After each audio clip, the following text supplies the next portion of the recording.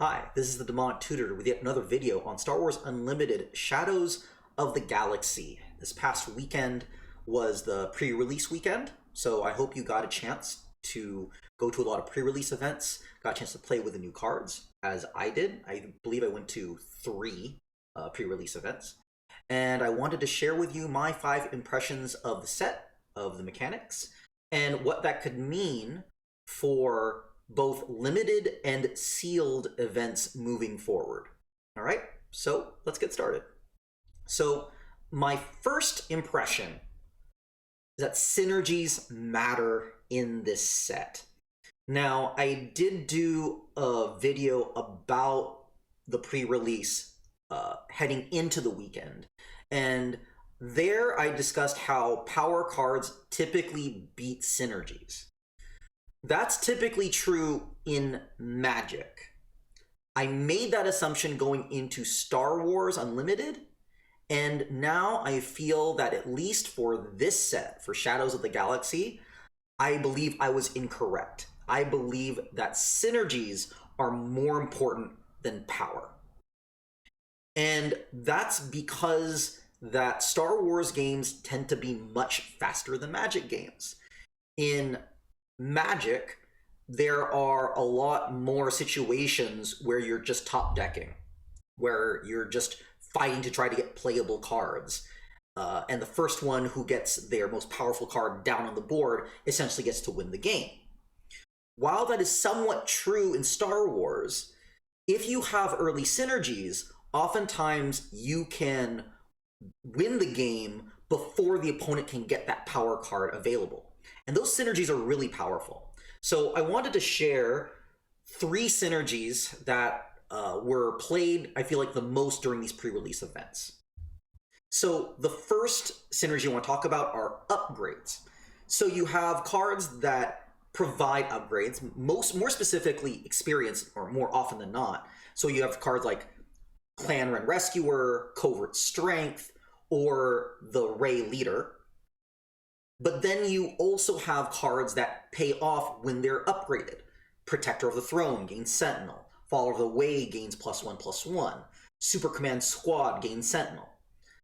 You also have the Villainy Blue Leader, Gar Saxton, that gives an extra +1/+0 for friendly upgraded units.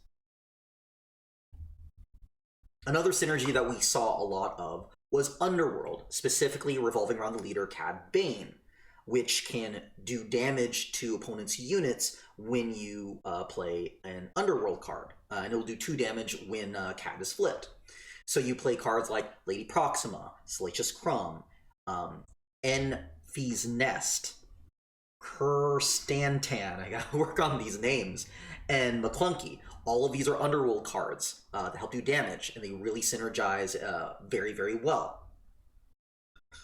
The last type of synergy that I saw a lot was Grit, and it works especially with Han Solo, because Han Solo can do damage to its own units. And so Han Solo worked really well with Wookiees. I think I faced maybe like 2 or 3 Han Solo Wookiee decks.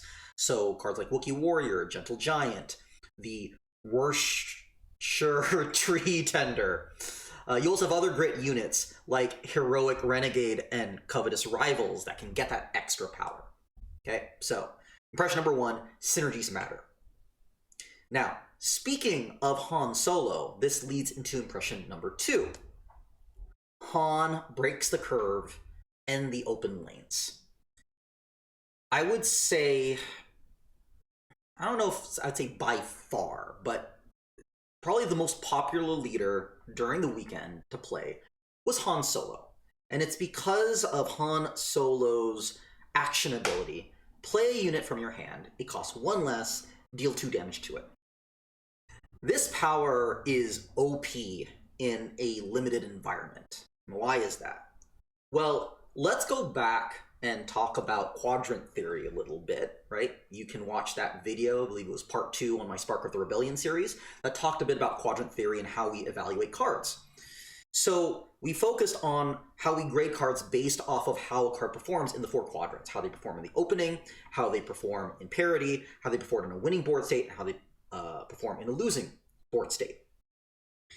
And performance in the opening almost exclusively relied upon cost, right? Darth Vader is a really powerful card, but you can't play him in the opening, and so therefore he is an F in the opening. Well, if you have the option of playing a card for one less, then that means the grade for that card immediately gets better in the opening.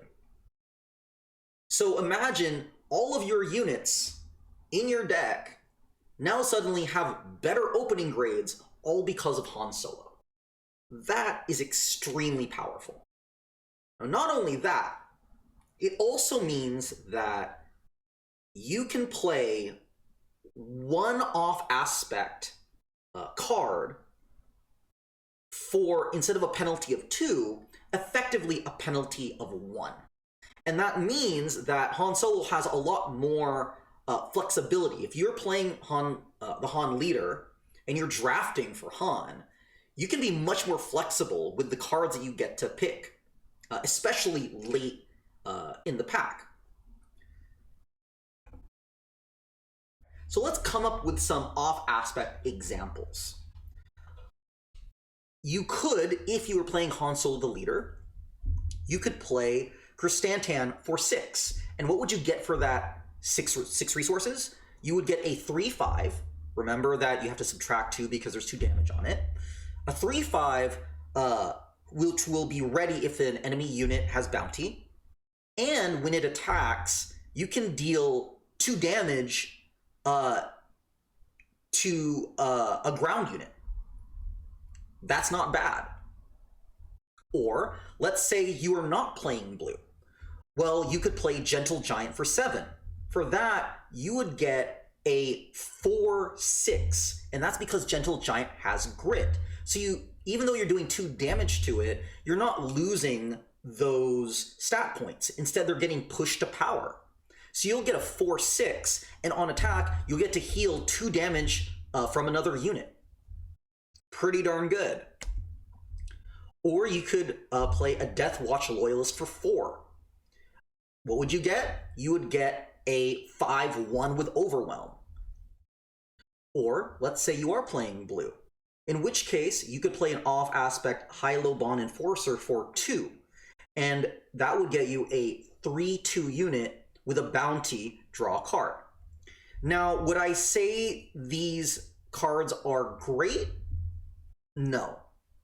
For their cost, I would say they're probably a little bit below average than what you would want for that cost. That said, these aren't bad cards by any means. They're very, very playable. And when you're drafting, we are struggling to get playable cards. And so if you can get a playable card versus a nothing card or a really difficult off-aspect card to play, if you can replace that with a playable card, that creates consistent performing decks. And consistency will get you far more wins when you're playing in Limited. So that makes Han Solo an incredibly flexible leader. So when you do have the opportunity to draft for Han Solo, you can be much more creative and open-minded as to what you can draft, especially late in your packs.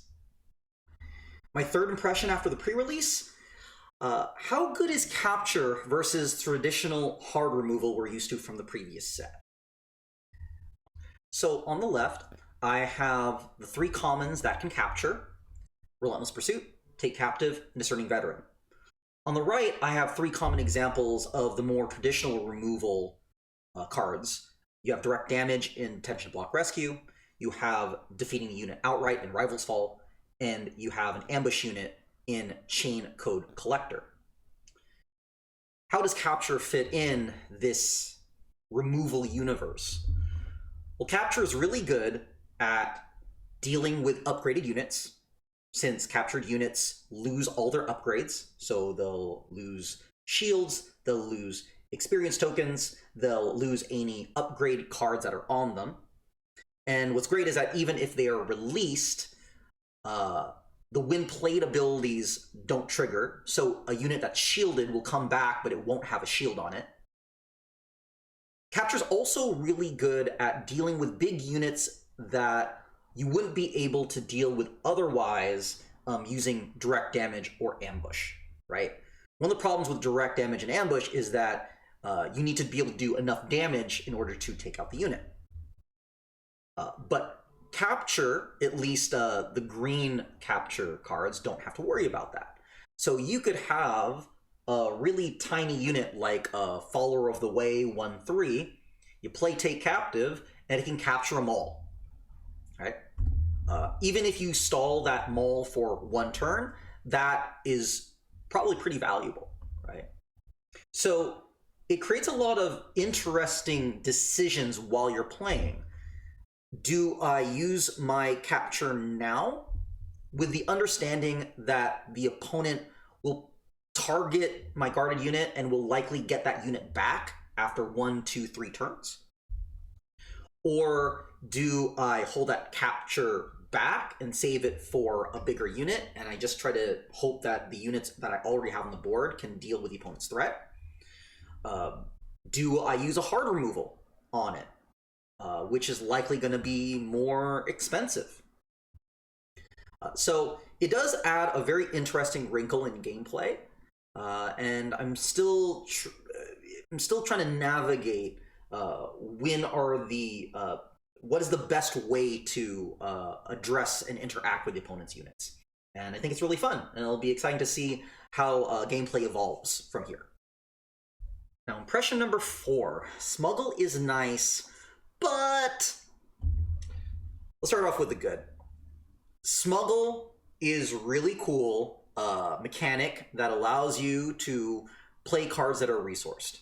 Yeah, it's a little bit more expensive, but it's nice to know that a smuggled card that is resourced isn't gone from your hand forever, right?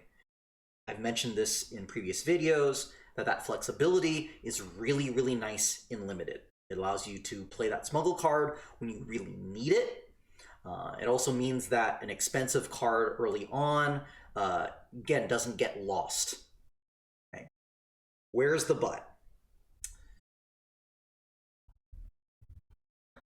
The but involves the leader that is supposed to synergize with Smuggle, Hondo Onaka. So I don't think I ever saw Hondo played the entire weekend.